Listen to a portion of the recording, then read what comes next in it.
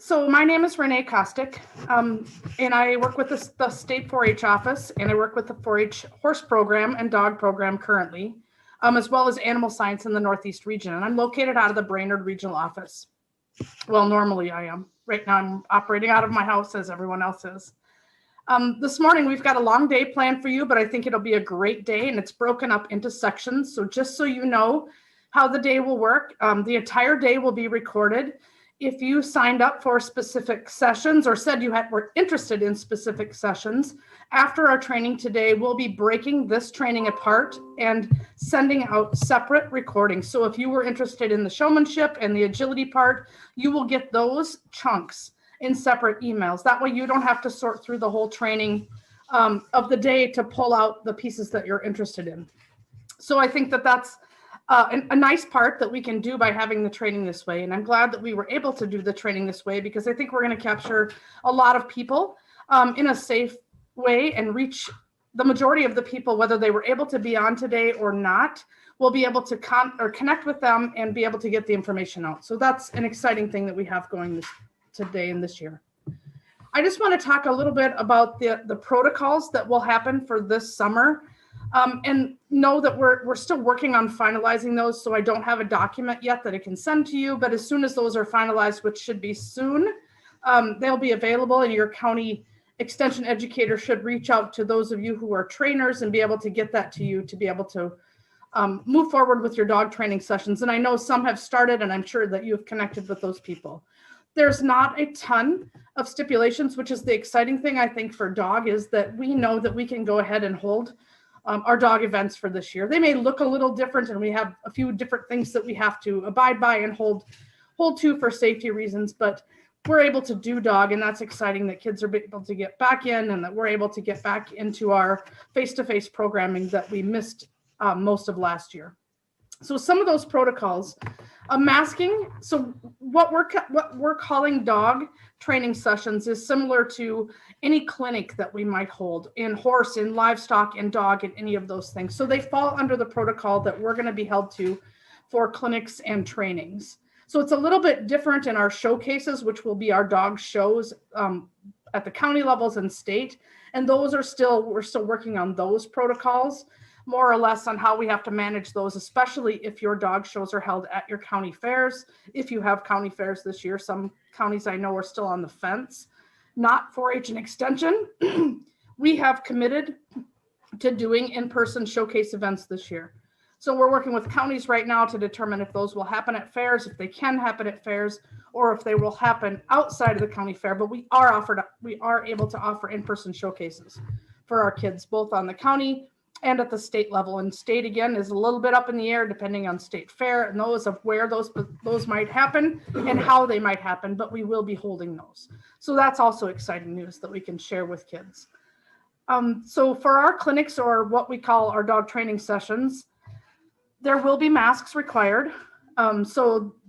There's just not an exception to that. We have to abide by the masking policies. So those kids, both kids and trainers, will have to wear masks. There will be some restrictions that'll be out, and those will be, you'll have to get those from your local extension educator if you are the trainer around, if you hold dog trainings inside facilities versus in outside settings. So if you are inside a building, there are some guidelines that have to be held to about numbers and sizes and what we call pods of kids. So if you have a really large dog training program where you've got a number of people inside a building, they may have to be organized into pods of people. And we call pods of people smaller groupings of people that maintain those groups. So we may have 2 pods going at the same time, and those don't intermingle, but they can be in the same building. So there's ways that we can do that. We just need to track the numbers of people. And those pods, it's relatively 25 kids. If you've got more than that, then we may look at pods and being able to maintain a little bit of a separation between those kids. But it's all very workable. None of it is limiting as far as that, oh, we can't do it, or we have to limit the number of people. We can do it. We just need to do it a little bit differently. Now, I know it's hard sometimes to talk and communicate through a mask. So what we're also talking about is the kids will probably have to remain masked, But if you are doing a training and you are doing a rather like large announcement or demonstration to the entire group, and you're within 6 feet or staying 6 feet away from those kids when you do that, you can drop your mask and be able to talk and do that. But we do ask when you do one-on-one or approach a kid to be able to maybe help them one-on-one or do some direct talking to them, that mask goes back up. So we want you to be able to communicate. So if you're standing away from them and you're communicating to a larger group or need to communicate things to everybody relatively largely, you can drop that mask, do your communication, and then when you do your one-on-one work with kids, mask up. So we are asking also that if kids at all possible maintain that 6 feet distance, which oftentimes we do with dogs is best anyway, because we have dogs, right? So we try and keep that distance anyway in our practices. So I don't think that's anything that's really different than any other year. So really that's the basics that we will have to adhere to. Now, when it comes to our shows, there'll be a little bit different guidelines that come out on who can be there, how many can be there, depending on the facilities. And then county fairs are working through traffic flow patterns where people aren't meeting inside barns, that they may travel through the same direction so that we have less face-to-face contact. But those are still being developed. So the basic protocols for our work in dog training at the county level are fairly simple and fairly straightforward. We monitor the number of kids. If we have large numbers, we keep them in pods. If you have a smaller program where you don't have a ton of kids, we really just ask the 6 foot distance and masking up. So all very workable, I think.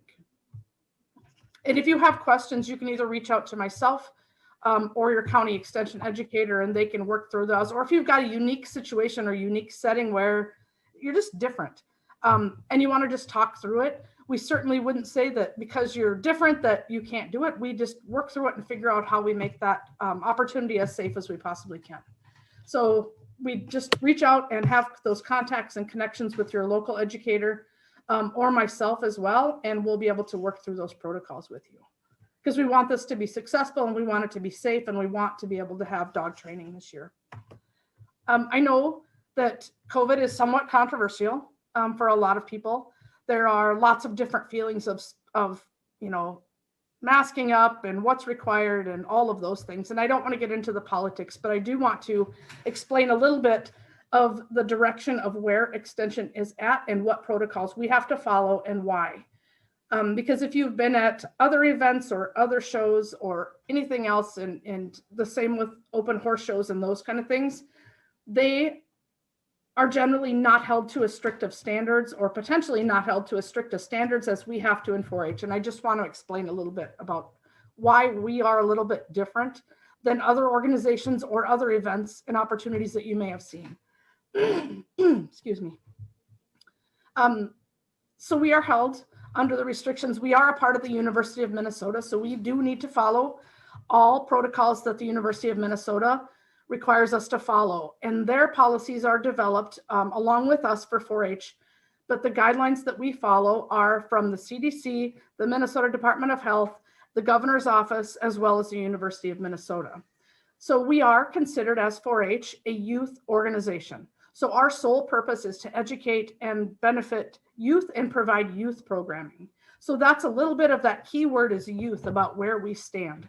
So if you've seen other events and opportunities that may not be as held as strict, where, for example, the pods of kids and those kind of things, those fall under the governor's guidelines and the Department of Health guidelines for youth events. And because 4-H is solely a youth event, we're held to a little bit stricter standards. If you have kids in sports, you'll know that they also are held under those same things because they are solely a youth organization. So the strictness of what we have to adhere to is really solely because we are a youth organization.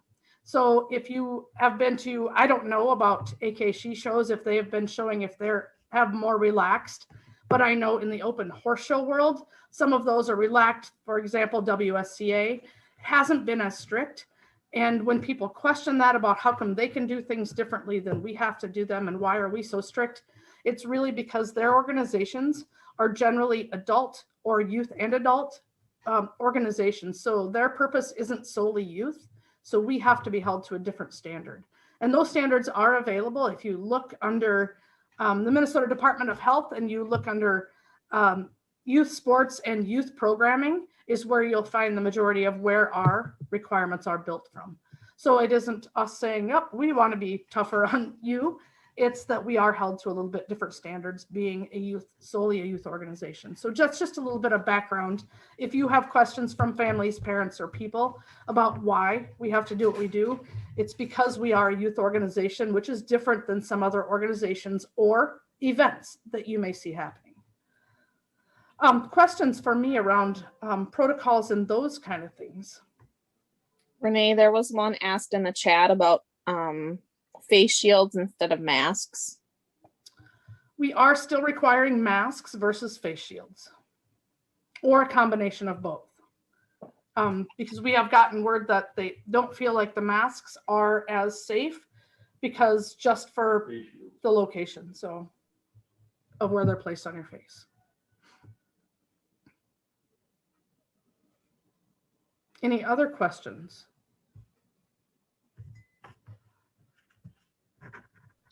I have a question regarding the kids that are doing agility, because I know it just, they just passed the other day where the kids that are doing sports outside, when they're running or out in the field, they don't need to have their mask on, but they need to put it on again once they get done. So would that also apply to our agility kids when they're out running their dog? Great question. So I think that's similar. We have not addressed that directly, but it's very similar to in kids riding games, right? So we do allow an exception for masks for game riders if they're outdoor.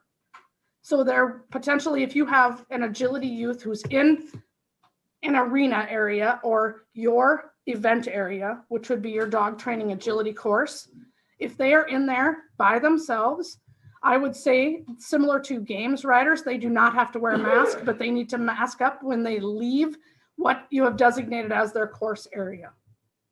Okay. But if they're inside, so if you're doing agility training inside, you have to wear a mask indoors. But I would liken that to horse and games, which has directly been addressed. But that's a great thing that we need to add that language into our protocols because it's not currently in there for dog. So we can spell that out clearer. But I would say it'd be the same as game riders. When you're in the arena riding a game event, because you're in there alone, generally, you're in there alone, you can remove that mask, but put it on as soon as you leave. Where in our performance horse or when you have group programming, like in dog, where you're in the ring at the same time, in your long sits, your long downs, those kind of things, that those masks would be required. Because we can't always ensure 6 feet of distance. It's a great question. And I have wrote a note to make sure that that language gets added to the protocol or that, we get discussed and that it's clearly out there for people. Great question. I have a question.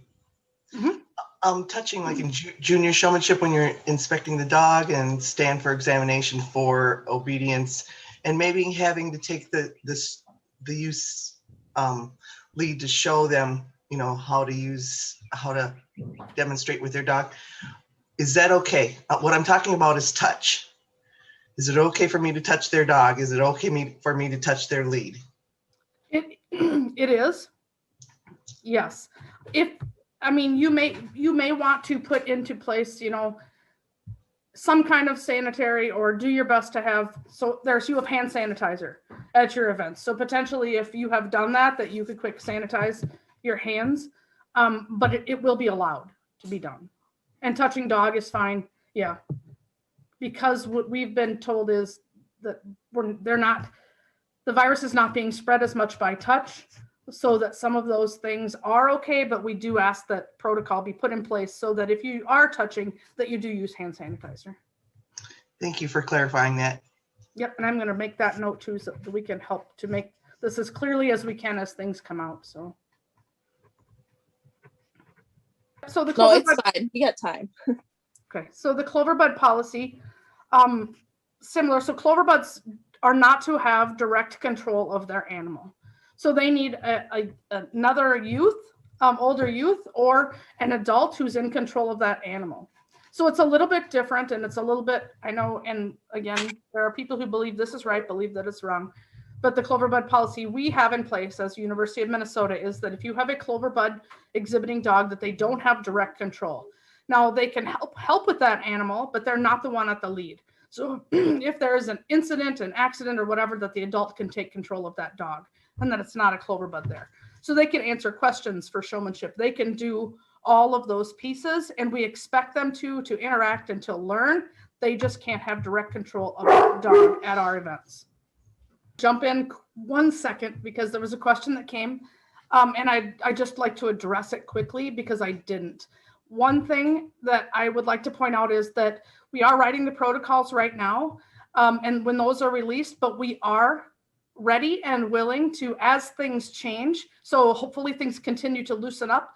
If changes are made throughout that affect us, we are ready to change with them. So if things change masking, if things change this way and this way and this way, we are ready to adjust to those, and people will be notified right away. So we, just because protocols are released right now with the guidelines they are, doesn't mean that they will stay that way for the rest of the year. We are willing and ready to adjust with those. So if things should loosen up, we will loosen up with them. So I just wanted to make that quick point.